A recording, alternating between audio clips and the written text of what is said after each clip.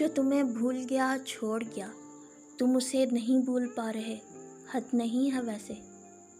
कहाँ गई तुम्हारी इज्जत नफ्स, उसके लिए तुम्हें भूलना छोड़ जाना आसान था, मगर तुम्हारे लिए नहीं।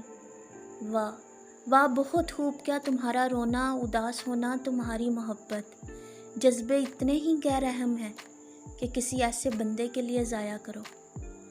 माना कि यह तकलीफ़ सहना मुश्किल है, मगर वक्त गुज़रने के साथ साथ कम होते होते ख़त्म हो ही जाती है। शर्त यह है कि सोचों पर काबू हो। कोई गिरी पड़ी शख्सियत नहीं है तुम्हारी कि कोई तुम्हें छोड़े, भूले और तुम फिर भी पीछे पीछे लपको। Leave it now, leave it now. पहले अपने आप को, अपने जज्बों को खुद अहमियत दोगे तो कोई और देगा।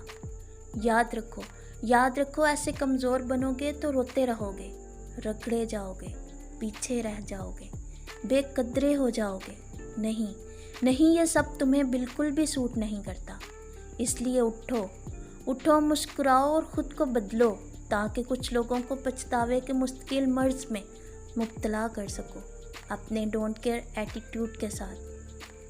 ज़िंदगी बहुत खूबसूरत और अनमोल है, और तुम इस सबसे ज़्यादा खूबसूरत और अनमोल हो। जो तुम्हें भूल गया, तुम भी उसको भूल जाओ।